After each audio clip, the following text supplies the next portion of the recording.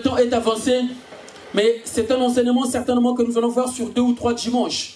Alléluia. C'est un enseignement que nous allons voir sur 2 ou 3 dimanches par sa grâce. Donc nous allons prendre notre Bible dans Jérémie 1, verset 4 à 5. Et après nous allons prendre Jérémie 29 au verset 11. C'est un verset qui nous est particulier, que nous connaissons presque tous. Jérémie 1, verset 4 à 5. La parole de l'Éternel me fut adressée en ces mots. Avant quêteuse, vous savez, dans la Bible, il y a des versets, il y a des conjugaisons de fois qui sont vraiment bizarres. Hein? Alléluia. La parole de l'Éternel me fut adressée en ces mots. Avant que je t'eusse formé dans le ventre de ta mère, je te connaissais. Avant que tu fusses sorti de son sang, je t'avais consacré. Je t'avais établi prophète des nations. Alléluia. Amen. Avant que tu sois formé dans le ventre de ta mère, je te connaissais déjà. Avant que tu sors du ventre de ta mère, je t'avais établi. Je t'avais consacré prophète des nations. Amen. Alléluia. Amen. Jérémie 29 au verset 11. Car je connais les projets que j'ai formés sur vous, dit l'Éternel. Projets de paix et non de malheur, afin de vous donner un avenir et de l'espérance. Alléluia. Amen. Afin de vous donner un avenir et de l'espérance. Dieu dit qu'il a des bons projets pour toi et moi. Amen. Alléluia. Cette parole était adressée à Jérémie, mais cette parole est valable pour toi et pour moi. Amen. Parce que tout être humain sur la terre, Dieu a un projet pour lui. Alléluia. Dieu a un projet pour chaque être humain qui est sur la terre, qui existe sur la terre. Dieu a un projet pour chaque être humain. Le thème de cet après-midi, rentre dans ta destinée. Alléluia. Rentre dans ta destinée. Vous savez, dans la vie, il y a beaucoup de choses qui se présentent à nous. Et nous avons le choix d'accomplir d'autres choses. Et nous avons aussi le choix de ne pas accomplir d'autres choses. Alléluia. Dans la vie, nous ne sommes pas obligés d'accomplir toutes choses. Alléluia. Il y a des choses, nous on fait le choix, je dis bon ça, je laisse tomber. Ça, je ne calcule même pas. Alléluia. Mais et pourtant la vie nous présente beaucoup de choses à faire, à accomplir. Mais il y a certaines choses, on dit bon ça, c'est pas la peine, je vais pas, c'est pas la peine, je laisse tomber, je vais faire ceci, je vais faire ceci. Alléluia. Mais contrairement à ta destinée, bien-aimé, tu es obligé d'accomplir ta destinée. Tu es obligé de rentrer dans ta destinée. Alléluia. Sinon, bien-aimé, tu n'auras pas cette joie parfaite. Tu auras toujours dans ton cœur les sentiments d'inachevé, comme s'il manquait quelque chose. Alléluia. Il te sera difficile d'être dans une joie parfaite aussi longtemps que tu ne vas pas rentrer dans le chemin de ta destinée. Amen. Alléluia. Tu dois accomplir ta destinée. Bien-aimé, tu dois accomplir ta destinée. Tu dois te battre pour rentrer dans le chemin de ta destinée. Alléluia. Tu dois te battre. Parce que sinon, tu auras un sentiment, un dégoût dans la vie. Amen. Hein? Voilà pourquoi vous allez remarquer à d'autres personnes, malgré que tu travailles, malgré que tu fais ceci, on a l'impression que tu es bien dans la vie. Mais quand vous allez sonder le cœur de cette personne a l'impression comme si même le travail qu'il a, ça ne suffit pas. Il lui manque quelque chose qu'il ne comprend lui-même pas. Qu'est-ce qui lui manque exactement? Il a un bon salaire, il a une belle maison, il a des voitures, il a tout ce qu'il faut. Mais dans son profond, à l'intérieur de lui, il a l'impression qu'il manque encore quelque chose qu'il n'a pas encore atteint. Alléluia. Et cette personne va chercher à avoir encore beaucoup plus d'argent. Même avec beaucoup plus d'argent, tu ressens toujours le vide à l'intérieur de toi. Comme s'il te manquait encore quelque chose. Comme si tu n'as pas achevé ta mission. Il manque quelque chose. Et ce vide-là, c'est Jésus qui le comble. Alléluia. Ce vide, c'est Jésus qui le comble. La destinée, c'est le chemin que Dieu a tracé pour toi et moi, pour que nous puissions nous épanouir. C'est ça notre destinée. Alléluia. Amen. La destinée, c'est le but pour lequel Dieu nous a mis sur la terre. C'est ça notre destinée. Alléluia. La destinée, c'est ce que Dieu a planifié pour nous. Puisque Dieu dit que je connais les projets que j'ai pour vous. Projets de paix et non de malheur. Afin de vous donner un avenir et de l'espérance. Dieu connaît les projets qu'il a planifiés dans la vie de chacun de nous. Mais est-il encore que les chrétiens, vous devez prendre conscience que aussi longtemps que tu ne vas pas rentrer dans ta destinée, bien aimé, comme s'il te manque quelque chose. Tu n'auras pas une joie parfaite. Comme s'il te manque quelque chose. Alléluia. Tu n'auras pas une joie parfaite.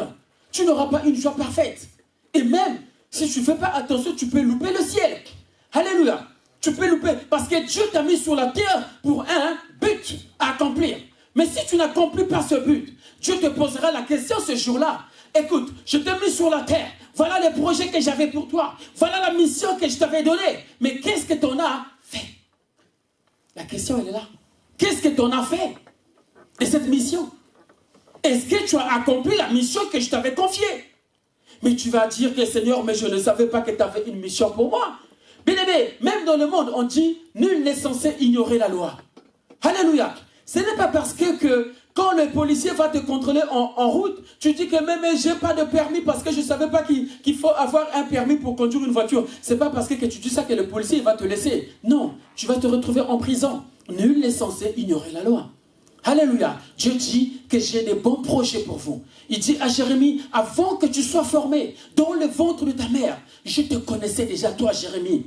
Mais avant que tu sors de son ventre, le ventre de ta mère, moi je t'avais déjà consacré, je t'avais déjà établi. Voilà ta destinée. C'est que Dieu a déjà établi à ton issue. Alléluia. C'est que Dieu a déjà prévu à ton absence. Alors que tu n'étais pas encore dans le monde, Dieu te connaissait déjà. Mais avant que tu sors du ventre de ta maman, mais Dieu t'avait déjà planifié des choses pour toi. Dieu avait déjà ta destinée en main. Il a déjà prévu toutes choses. Cet enfant, tu seras comme ça, tu seras comme ça, tu seras comme ça. Voici ce que tu vas faire, voici ce que tu vas faire, voici ce que tu vas faire. Alléluia. Lisons un peu pour mieux comprendre Exode 3. Exode 3, versets 7 à 8. Exode 3, versets 7 à 8. L'Éternel dit, j'ai vu la souffrance de mon peuple qui est en Égypte. J'ai entendu les cris que lui font pousser ses oppresseurs, car je connais ses douleurs. Je suis descendu pour le délivrer de la main des Égyptiens et pour le faire monter dans ce pays, dans un bon et vaste pays, dans un pays ruisselant de lait et de miel. Alléluia. Amen. Le Seigneur dit que ce peuple-là, le peuple en ce moment-là, ne savait pas encore. Ça, c'était la discussion avec Moïse. Dieu dit que j'ai préparé un endroit pour ce peuple-là. C'était leur destinée, mais le peuple ne savait pas encore. Leur destinée était de sortir de ces lieux-là et d'aller dans le lieu où Dieu a prévu. Alléluia. Donc la destinée, ce sont des choses que Dieu a prévues pour toi, que toi tu vas accomplir quand tu seras sur la terre. Et ces choses-là, ce sont des choses que Dieu a préparées avant que tu puisses, que tu sois né. Ce sont des choses que Dieu a préparées à ton issue. Alléluia. Amen. Alléluia. Amen. Et si nous lisons Genèse 15, versets 12 à 14, Dieu révèle ce projet à Abraham. Genèse 15, pardon. Dieu révèle ce projet à Abraham en ce moment-là. Et il s'est passé des milliers d'années avant que même les enfants d'Israël puissent rentrer, puissent vivre ce que Dieu avait dit à Abraham. Donc dans Genèse 15, versets 12 à 14, le Seigneur dit, au coucher du soleil, un profond sommeil tomba sur Abraham. Et voici une frayeur et une grande obscurité vers la Séhir. Et l'Éternel dit à Abraham, sache que tes descendants seront étrangers dans un pays qui ne sera point à eux. Ils seront asservis et on les opprimera pendant 400 ans. Mais je jugerai la nation à laquelle ils seront asservis. Et ils sortiront ensuite avec des grandes richesses. Alléluia. Voyez, Dieu est en train de révéler les choses cachées à Abraham. En ce moment-là, il n'y a aucun enfant de tous ceux qui sont rentrés, qui étaient en Égypte. Il n'y en a aucun qui était né encore. Mais Dieu a déjà tracé un chemin pour eux. Il dit à Abraham, ta descendance sera esclave dans un pays étranger. Mais ils vont être asservis, ils vont être opprimés. Mais je jugerai cette nation-là. Et quand ils vont sortir, ils sortiront avec des richesses. Alléluia. Et quand ils vont sortir, je vais les emmener dans un pays pays où coule le lait et le miel. Mais quand Dieu disait ça à Abraham, il n'y en a aucun qui était né en ce moment-là. De tous ceux qui étaient en Égypte, personne n'était encore sur la terre. Personne n'était encore né. On ne savait pas comment ça allait être. On ne savait pas. Mais Dieu révèle ces choses plusieurs milliers d'années avant. Alléluia. Dieu révèle ces choses. Dieu révèle les choses. Voilà comment se présente la destinée. Ta destinée, ce sont des choses, c'est un projet, c'est un plan que Dieu a planifié uniquement, taillé à la juste mesure que pour toi. Et personne d'autre ne peut accomplir cette destinée si ce n'est toi. Alléluia. Si Dieu avait prévu que c'est toi qui auras le don de guérison dans cette assemblée, aussi longtemps que tu ne rentres pas dans cette destinée, beaucoup de malades viendront ici, ne seront jamais guéris. Parce que à toi qui a été destiné ces dons, tu n'auras pas rentré dans ta destinée pour le faire. Alléluia. Voilà pourquoi Dieu te jugera ces jours-là. Dieu te jugera ces jours-là. Alléluia. Beaucoup de gens, si c'est à toi que Dieu avait prévu le ministère prophétique, beaucoup de gens ne recevront pas une parole prophétique parce que toi, tu ne veux pas rentrer dans ta destinée. Alléluia. Et ces gens-là vont être égarés. Ces gens-là vont souffrir. Ils vont galérer parce que c'est à toi que Dieu a destiné cette responsabilité de déclarer une parole prophétique pour que les gens soient sauvés. Et donc, aussi longtemps que toi, tu ne rentres pas dans le chemin de ta destinée, tu comprends maintenant qu'il y a des générations, il y a des nations qui vont être bloquées, abandonnées à cause de toi. Alléluia. À cause de toi. Parce que tu ne veux pas rentrer dans le chemin de ta destinée. Alléluia. Amen. Voilà pourquoi, mon frère, ma soeur, si vraiment il y a quelque chose vraiment que tu peux faire, c'est de chercher à rentrer dans ta destinée. L'apôtre Paul dit à Timothée, dans 2 Pierre, non, pas dans 2 Pierre. L'apôtre Paul dit à Timothée, pas Paul, Pierre dit, dans 2 Pierre 4, versets 7 à 8, Pierre dit, non, ça c'est l'apôtre Paul, je suis en train de confondre les versets là. J'ai mal noté, mais c'est Paul qui dit à Timothée que j'ai combattu le bon combat. J'ai gardé la foi. J'ai achevé la course. Désormais, la couronne de justice m'est réservée. Le Seigneur, le juste juge, me le donnera ce jour-là. Alléluia. J'ai combattu le bon combat. J'ai gardé la foi. J'ai achevé la course. Désormais, la couronne de justice m'est réservée. Alléluia. Mais bien aimé, j'ai combattu le bon combat. Cela veut tout simplement dire qu'il y a des combats qu'il ne faut même pas rentrer dedans. Il y a des faux combats qui sont là que pour nous égarer. Il y a des faux combats qui sont là que pour nous nuire, pour nous faire passer le temps inutilement. Combat le bon combat. Or, le bon combat est lié à ta destinée. Alléluia. Ça, c'est la raison pour laquelle où tu peux te lever pour combattre. C'est pour rentrer dans ta destinée. Alléluia. Il faut que tu rentres dans ta destinée. Combat pour ça. Personne ne peut le faire à ta place. Moi aussi, j'ai une destinée, je dois combattre pour ça. Alléluia. Je ne peux pas combattre et pour ma destinée et pour ta destinée à toi. Toi, tu es là, tu dois combattre pour ta destinée. Voilà pourquoi l'apôtre Paul dit que j'ai combattu le bon combat. J'ai gardé la foi et j'ai achevé la course. Alléluia. Et quand il parlait, j'ai senti la certitude dans ses paroles. Il dit que désormais, la couronne de justice m'est réservée. Parce qu'il a accompli sa destinée. Il est rentré dans sa destinée, là où Dieu l'attendait. Voilà pourquoi dans le monde, on dit qu'il faut être au bon endroit et au bon moment. Parce que chaque bénédiction est liée à un endroit. Alléluia. Chaque bénédiction est liée à un endroit. Si tu n'es pas au bon moment et au bon endroit, tu passeras à chaque fois à côté de ta destinée. Mon frère, ma soeur, il faut que tu sois révolté. Alléluia. Voilà pourquoi nous prêchons la parole. Voilà pourquoi nous enseignons. Parce que nous voulons vous booster. Alléluia. Nous voulons vous secouer pour que vous puissiez vous réveiller enfin. Alléluia. Nous voulons vous booster. Nous voulons vous remuer un peu, vous dire, voilà mon frère, réveille-toi. Pourquoi tu es en train de dormir? Réveille-toi. Regarde enfin ce qui se passe. C'est pour que tu puisses rentrer dans le chemin de ta destinée. Alléluia. Que tu puisses comprendre qu'est-ce que Dieu a prévu pour toi. Que tu puisses comprendre qu'est-ce que tu vas faire pour le Seigneur. Amen. Hein? Amen. Ne confondez pas le métier que vous avez et votre destinée. C'est deux choses différentes. Le métier, c'est toi qui l'as choisi. Or, la destinée est préparée par le Seigneur depuis le commencement de temps. Avant que tu sois né, Dieu avait déjà prévu une destinée pour toi. Alléluia. Mais le métier que tu fais, c'est un métier que toi tu as choisi. Tu n'es pas né avec ce métier. Tu l'as choisi bien plus tard. Tu t'es spécialisé dans un domaine. Alléluia. Parce que tu te dis que tu es fort en maths. Tu as choisi un domaine où tu vas exercer un métier. C'est toi qui as fait le choix. Voilà pourquoi vous allez aussi remarquer beaucoup.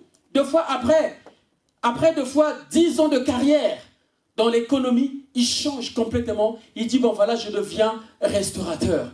Je crée un restaurant parce que ce métier m'attire toujours. Alléluia. Parce que ça, ce n'est pas ta destinée. Parce que tu ne peux pas te tromper sur ta destinée. Alléluia. Ou tu n'arrives pas à trouver le chemin de ta destinée, ou tu es vraiment dans ta destinée. Il n'y a que deux choses. Tu ne peux pas essayer, non, bon, ça c'est ma destinée. Après, donc c'est Dieu qui s'est trompé, non. Parce que ta destinée, c'est Dieu qui l'a prévu.